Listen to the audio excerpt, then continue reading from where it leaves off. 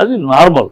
దాన్ని ఒక పెద్ద బూచిలాగానే ఈయనేదో సుధపూసలాగా ఈయన అప్పు చేయనోళ్ళలాగా మాట్లాడితే నేను అప్పే చేయలేదు ఆ మాట అడిగే హక్కు ఎవరికైనా ఉందంటే రాజశేఖర రెడ్డి గారికి ఉంది. మొత్తం ఆంధ్ర రాష్ట్ర చరిత్ర తీసుకుంటే ఒక్క రాజశేఖర రెడ్డి గారి పీరియడ్లోనే అప్పు అనేది చాలా మినిమం. ఇది ఎప్పుడు రెవెన్యూ డిఫిసిట్ అప్పులే. ఈ సొల్లు కథలు చెప్పకూడదు. ఈసారైనా గెలిచిన తర్వాత మళ్ళీ అప్పులే చేస్తారా లేదంటే డెవలప్ చేసి దాన్ని క్లియర్ చేసే అవకాశం ఉందంట? డెవలప్మెంట్ ఊత పదం లాగా మా పడిగట్టు పదం లాగా డెవలప్మెంట్ అంటే సార్ సరైన డెవలప్మెంట్ కావాలి, విద్య కావాలి, మీకు రోడ్లే కావాలేమో, పేదలకు కావాల్సింది ఫుడ్ అది దొరుకుతుంది. అది దొరుకుతుంది ఆంధ్రాలో, అది దొరుకుతుంది. ఇలాగ అనేక పథకాల్లో ఇంటికి చేరుతున్నాయి డబ్బులు. ఎలా దొరుకుతుందని మీరు అంటున్నారు? ప్రభుత్వం ఇస్తుంది. అమ్మఒడి అవ్వచ్చు, పెన్షన్ అవ్వచ్చు, అమ్మఒడి అవ్వచ్చు, పెన్షన్ అవ్వచ్చు, ఇంకా నాడు నేడు ఏవి చూసుకున్నా 7, 9, 10 పథకాలు ఇళ్ళకి వెళ్తున్నాయి డబ్బులు. ముసలోళ్ళకి పేషెంట్లకి, క్యాన్సర్ పేషెంట్లకి, కిడ్నీ పేషెంట్లకి ఇల్లు కదలకుండా ఇంటికి. చంద్రబాబు పీరియడ్లో ఏనాడైనా పనిచేసాడా? పాపం ముసలోళ్ళు ముతకాళ్ళు క్యూలో నిలబడి పంచాయతీ ఆఫీస్ దగ్గర నిలబడి వాడు పొద్దున సాయంకాలం దగ్గర వాడు ఆఫీసు 11ంటికో వీళ్ళు పొద్దున్న 7 కూర్చొని 12ంటికి వచ్చి చూసి రేపురా అని అంత దీన్ని చేసి చిన్న చూపు చూసి వాళ్ళని నానా కష్టపడి అక్కడక్కడ చచ్చిపోయినాడు కూడా. అలా కాకుండా నీ ఇంటికి వచ్చి చేసి ప్రజలు సంతోషంగా, పేదల్ని ఇలాంటి వాళ్ళని సంతోషంగా వాళ్ళ కళల్లో ఆనందం చూస్తున్నాం. ఒక రిక్షా వాడు, ఒక ఆటో వాడు పిల్లాడు యూనిఫామ్ వేసుకుని ఇది ల్యాప్టాప్ పట్టుకుని వాడు షూస్ వేసుకుని వెళ్తూ ఉంటే ఆ రిక్షా వాడి కళల్లో ఆనందం, ఆ ఆటో డ్రైవర్ల ఆనందం. ఈ డబ్బున్నవాడు వెళ్ళి డబ్బున్న పిల్లాడిని యూనిఫామ్ వేసి కారులో పంపించడం కదయ్యా. అది డబ్బున్నవాడు జరిగి, డబ్బు లేనివాడు, ఒక పేదవాడు, ఒక చేపలు పట్టేవాడు, ఒక రిక్షా తోలేవాడు, ఒక ఆటో తోలేవాడు, రైలు కూలి, వాళ్ళ బిడ్డలు వాళ్ళ యూనిఫామ్ వేసుకుని జమ్మని షూస్ వేసుకుని ల్యాప్టాప్ కూర్చుని వెళ్తా హలో ఇంగ్లీష్లో మాట్లాడుతూ ఉంటే అది ఆనందం, అది డెవలప్మెంట్.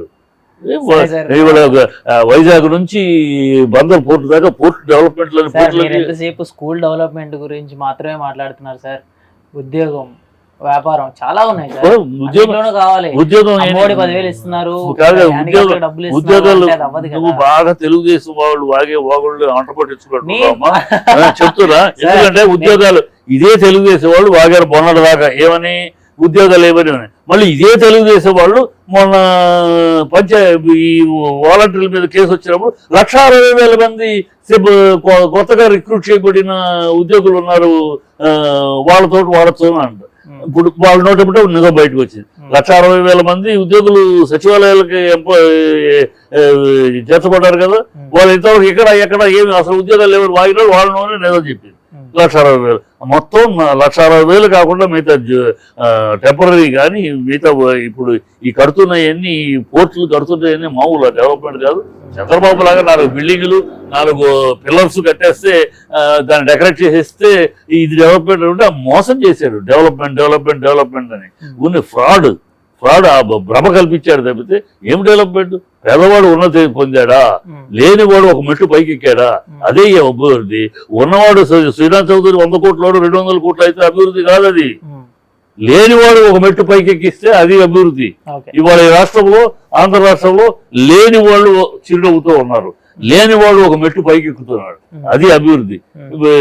ఉద్యోగాలు ఉన్నాయి, ఉద్యోగాలు ఒకేసారి ఊడిపోవడం. మధ్యలో 2 ఏళ్ళు కరోనాతో అన్ని రాష్ట్రాలు దెబ్బతున్నాయి. అయినా ఇక్కడ ఈ కరోనా అప్పుడు ఎక్కడ తెచ్చారు వీళ్ళందరూ? కరోనా అప్పుడు ఒక్కడో ఇంటికి వచ్చారా? ప్రభుత్వం కదా చూసుకుంది. కరోనా అప్పుడు ఇంటింటికి వెళ్ళారు. అప్పుడు కూడా అలాంటి వాలంటీర్ల మీద కూడా దౌర్భాగ్య మాటలు మాట్లాడి మళ్ళీ ఇవాళ వాలంటీర్కి మేము 10,000 ఇస్తాం, మీరు ఎవరు రిజైన్ చేద్దరు ఇవాళ మాట్లాడారు. ఈ దౌర్భాగ్య తెలుగుదేశం మాటలు. తెలుగుదేశం చంద్రబాబు రాజకీయం మొత్తం ఆనాడు కుతూహలమ్మ పక్కన చేరి ఆవిడకి పక్కల బలెలా చేరి ఆవిడకి వెన్నుపోటు పక్కపోటు పొడిచిన కాడి నుంచి కూడా చంద్రబాబు రాజకీయం మొత్తం ఇదే క్షుద్ర రాజకీయం.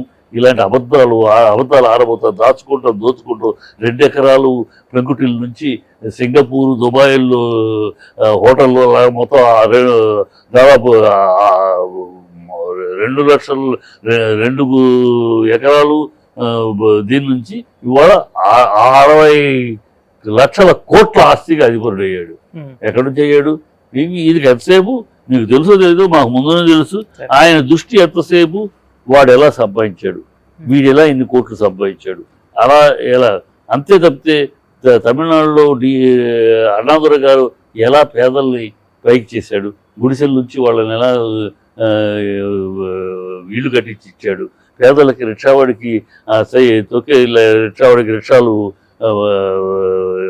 అలవెన్స్ ఎలా ఇచ్చాడు, ఆటో ఆ మిగతా రాష్ట్రాల్లో పక్క రాష్ట్రాల్లో ఏం చేశారు పేదలను అప్లిఫ్ట్మెంట్కి, అవి ఏనాడు ఆయన కట్టేది కాదు. ఆయనకి ఎంతసేపు అక్కడ కోటీశ్వరుడు వాడు కోట్లు ఎలా సంపాదించాడు, ఇక్కడ కోటీశ్వరుడు వీళ్ళు ఈ దారులు మనం సంపాదించారు. డబ్బు తప్పితే అతనికి డబ్బున్న మెడ మీదకి ఎక్కించుకోవటం, డబ్బున్న పక్కన కూర్చోబెట్టడం, పేదవాడి మీద ఏమాత్రం ప్రేమ లేని ఒక దౌర్భాగ్యం నిర్దయ హృదయంతో ఉన్నవాడు చంద్రబాబు.